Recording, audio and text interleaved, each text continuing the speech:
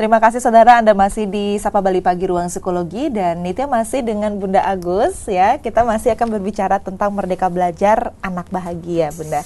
Wah, tadi kita banyak ya Bunda ya terakhir kita bahas tentang pola asuh yang memang kita harus sesuaikan dengan anak, dimodifikasi dan sebagainya itu juga. Nah, Bunda, sekarang kita nih masa pandemi COVID-19 ya. Kita di rumah aja rata-rata. Anak-anak juga sekarang sudah mulai pola belajarnya disesuaikan jadi dengan internet begitu atau melalui televisi yang intinya di rumah nih sama orang tua.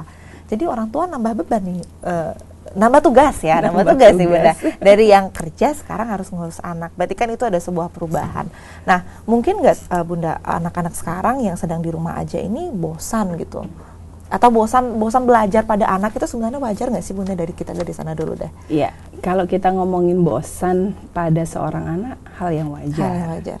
Karena bosan adalah salah satu emosi yang Allah berikan ya pada kita. Perlulah, bosan itu perlu. Karena pada titik jenuh nanti saya mau apa nih, kan begitu lagi ya. Nah, apakah anak-anak bosan ya?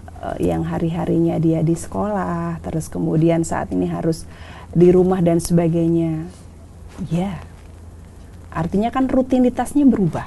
Oke. Jadi ketika rutinitas itu berubah, yang awalnya dia bisa ketemu teman-teman yang banyak, sekarang dia harus sendiri melihat itu aja. Apalagi kalau misalnya di kos-kosan dan sebagainya, masuk dan keluar sudah itu aja. Kalau nggak ada ruang bermain, halaman teman yang banyak dan sebagainya, iya.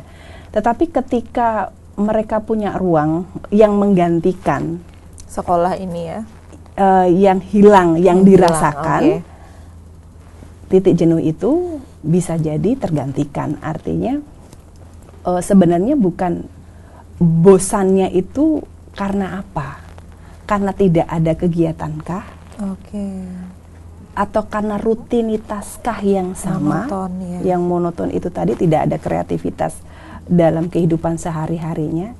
Bayangin, jangankan anak-anak, kita aja, orang tua aja seperti itu kan. Begitu. Jadi perlu dicermati bosannya mereka itu karena hal apa. Karena ada juga anak kok yang enjoy, gitu. Nggak semua anak, tapi memang mayoritas jenuh.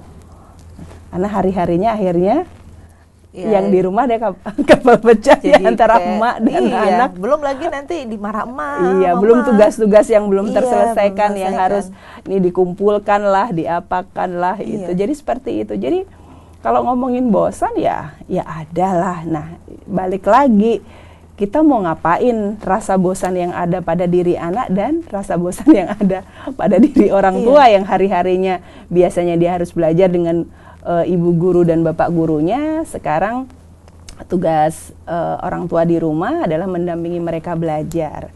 Jadi seperti itu yang perlu dicermati. Berarti juga pada saat situasi seperti ini juga sebenarnya memberi ruang dengan anak untuk lebih mengeksplor diri kira-kira ya Bunda ya. Aku harus ngapain nih kalau lagi bosan gitu ya Bunda ya. Dan tidak hanya anak dia Mbak ya, tidak hanya anak, balik lagi orang tua juga gitu. Putar otak mesti ngapain ya, berkebun kah atau gimana? Iya, kalau kita mampu memaknai COVID-19 ini ya, yang terjadi, harusnya benar-benar bisa membuka diri kita, cara berpikir kita, cara pandang kita, ke lapangan kita semuanya. Banyak hal yang kita melangkah terlalu jauh. Selama ini ya, ada kejadian-kejadian yang terlupakan.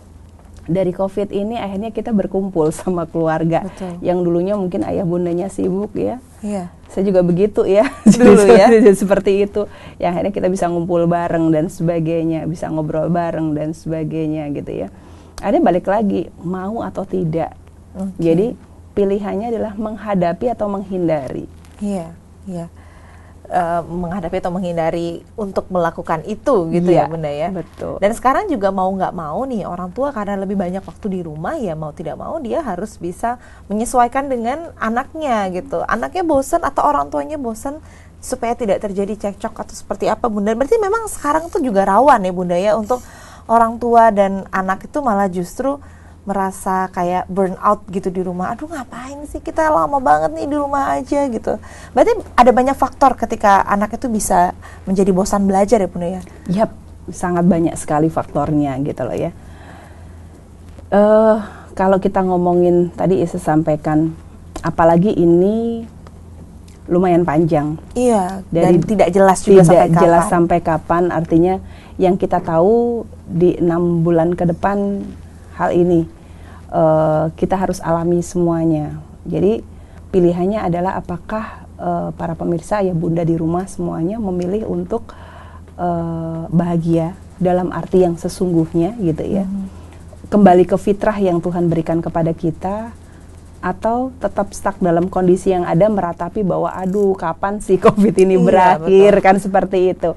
Atau melalui dengan inovasi-inovasi, apalagi kan sekarang banyak webinar-webinar gratis ya, parenting-parenting gratis yang ada baik di Zoom, di Webex, terus di Google Meet dan sebagainya gitu loh.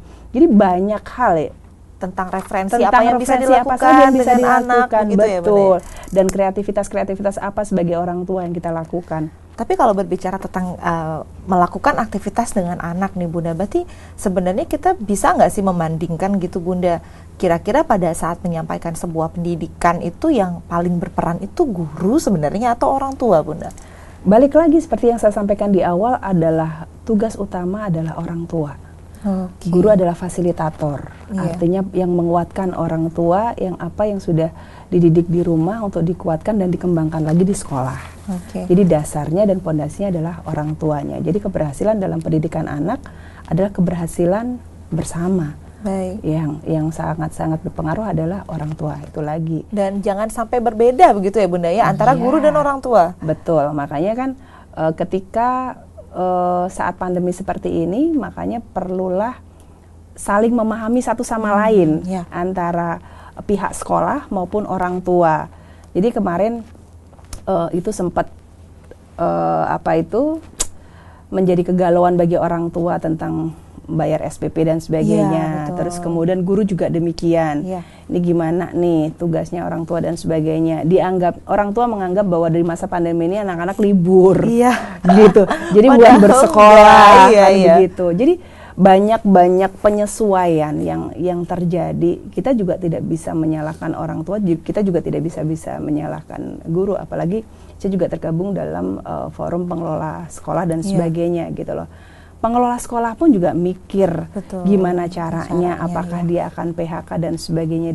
Artinya di sini kita saling satu sama lain tuh saling belajar untuk mengkaitkan, harus katakanlah mau menjadi lebih baik dalam melewati kondisi pandemi ini, atau tetap bertahan pada pemikiran-pemikiran kita yang itu tadi, yang sudah bosen lah anak-anak seperti ini, belum lagi bayar SPP-nya lah, belum lagi dia yang tugas-tugasnya lah gitu. Pokoknya serba bingung lah gitu. Tapi kita harus ingat tujuan utamanya adalah untuk mencerdaskan si anak-anak ini gitu ya Bunda. Itu dia. Pilihannya adalah itu gitu loh. Ketika kita memilih bahwa kita berkomitmen ketika itu menyekolahkan di sekolah formal, maka aturan sekolah formal itulah yang diikuti sampai saat ini. Nah, untuk nanti seperti apa, bagaimana itu kan bisa dinegosiasikan ya. Jadi seperti itu. Baik Bunda. Nah kalau misalkan ya Bunda ya kan kadang kita juga sebagai orang tua masih belum begitu paham gitu bagaimana pola belajar yang diterapkan oleh guru. Kemudian dia harus menerapkan juga di rumah. Nah mungkin ada beberapa kondisi ketika orang tua terlalu memaksakan gitu ke anak. Apa sih sebenarnya dampaknya gitu Bunda ketika orang tua itu memaksakan anak untuk belajar padahal mungkin tidak sesuai dengan minatnya atau polanya yang tidak sama seperti biasanya? Berdampak mengerikan nggak sih Bunda yang seperti itu? Yang jelas dampaknya tidak menyenangkan. Tidak menyenangkan untuk anak. Mungkin nggak itu juga jadi salah satu hal yang membuat anak itu jadi malas belajar? Ya itu tadi, karena definisi belajar orang tua dan anak berbeda mindsetnya, kan begitu. Iya. Karena kalau anak sudah dikatakan belajar, dia ngelihatnya buku, ngelihatnya pensil dan sebagainya gitu loh. Padahal belajar itu sendiri adalah proses yang dilalui oleh manusia dari bangun tidur sampai tidur lagi. Itu definisi ala Bunda Agus ya. Definisi ala Bunda Agus begitu gitu. Jadi proses apapun itu ketika udah melek mata sampai akhirnya mermata lagi, apapun yang terjadi, disitulah mereka belajar. Nah, nanti tinggal mengkoneksikan dengan hal-hal yang terkait dengan akademis. Baik. Jadi seperti itu. Salah satu contoh saya cerita aja lah dengan anak-anak saya sendiri ya, Iya. daripada contoh yang Daripada yang lain gitu kita ya. contoh yang real gitu ya, Iya, Bunda jadi ya. seperti itu. Jadi ke-8 putra-putri saya ini saya membiasakan itu tadi. Jadi ada aturan. Kalau tadi tujuannya kan udah jelas. Saya sudah tahu tujuan mana yang harus dituju. Nah, ketika kita tahu tujuan mana yang kita harus tuju, maka kita akan mudah menentukan kurikulum apa saja yang akan saya berikan kepada anak-anak. Kan begitu. Nah, kurikulumnya apa itu ya? Yang utama adalah value tentang belief kehidupannya dia. Berarti kan membentuk behaviornya, membentuk sikap perilakunya, attitude-nya, bagaimana dia berbicara, bagaimana dia ngontrol emosinya dan sebagainya.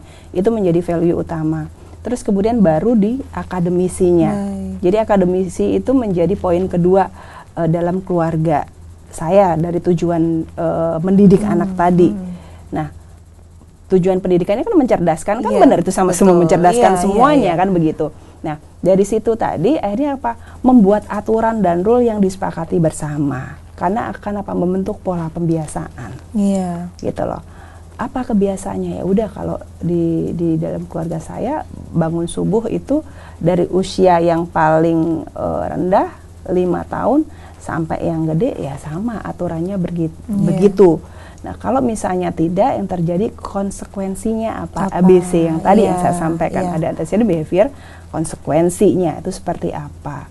Nah, itu yang terus dilakukan setiap hari. Ya, sehingga akan muncul on-nya tadi, hasilnya tadi, dan itu polanya dilakukannya dengan apa? Dengan mudahkah, dengan enjoykah, atau tertekankah? Betul. Gitu loh. Nah, dikatakan konsisten ketika itu muncul pada perilaku anak tanpa ada suruhan lagi ya, gitu. sudah terbentuk, itu sudah gitu terbentuk. Ya, kalau belum kita masih mengingatkan, artinya masih on off masih atau inkonsisten di situ. Nah, ketika sudah mencapai konsisten itu berarti pola asuhnya itu sudah bisa dikatakan goal tercapai gitu. Dan tentunya memang ketika kita menerapkan pola asuh ya Bunda ya, kan memang kita juga harus melihat kecerdasan anak itu juga, tipe-tipe belajar mungkin anak. Jadi kita juga perlu tahu gimana caranya supaya kita bisa tahu Bunda. Tapi setelah segmen yang satu ini, kita akan bagi-bagi tips ke para orang tua di rumah Bunda.